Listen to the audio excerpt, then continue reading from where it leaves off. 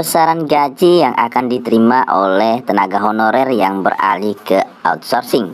Dikutip dari media online CNBC Indonesia, pemerintah telah memulai pendataan tenaga non-aparatur sipil negara atau non-ASN alias non-PNS sebagai salah satu langkah dari balik keputusan penghapusan tenaga honorer mulai tahun 2023.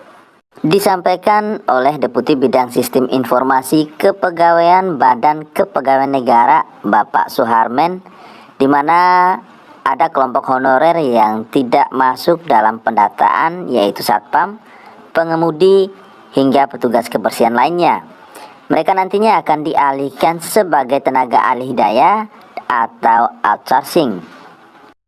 Petugas kebersihan, pengemudi, satpam, pengaman, dan jabatan lainnya yang dibayarkan oleh outsourcing tidak termasuk yang dicatat. Nah, Suharmen juga mengatakan Badan Layanan Umum atau BLU dan pegawai dengan masa kerja kurang dari 1 tahun juga termasuk kelompok yang tidak akan didata untuk menjadi pegawai non-ASN.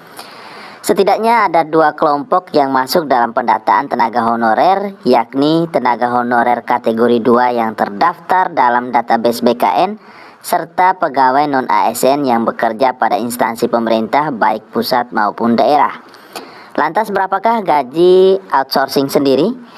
Nah, Menteri Keuangan Sri Mulyani Indrawati sebelumnya telah menetapkan aturan mengenai besaran gaji para pegawai non-PNS berada di instansi pemerintah, yakni kementerian atau lembaga. Nah, dalam aturan ini honorium atau gaji untuk satpam, pengemudi, OB hingga pramubakti ditetapkan berdasarkan provinsi, kementerian atau lembaga ia bekerja, sehingga besaran nilainya berbeda untuk setiap wilayah. Nah, selanjutnya honorium yang diberikan kepada pegawai non-aparatur sipil negara yang ditunjuk untuk melakukan kegiatan sesuai dengan tugas dan fungsinya sebagai satpam, pengemudi, petugas kebersihan, dan pramubakti berdasarkan keputusan pejabat yang berwenang atau kontrak kerja.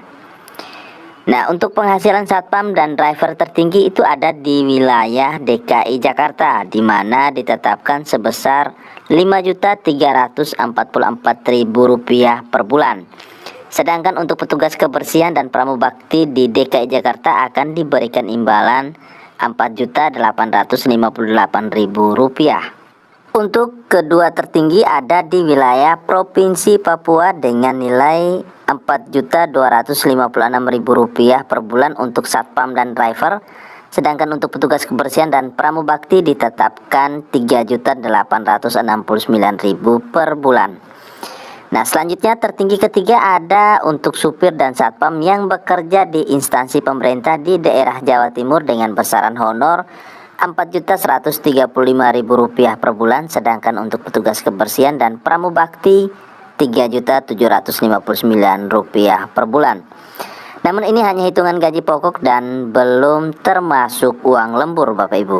Untuk uang lembur, satpam dan supir ditetapkan sebesar Rp13.000 per jam dan uang makan lembur sebesar Rp30.000 per hari. Selanjutnya akan kami informasikan jabatan-jabatan tenaga honorer yang akan dialihdayakan atau akan menjadi tenaga outsourcing berdasarkan edaran Kemenpan RB terbaru tertanggal 7 Oktober 2022.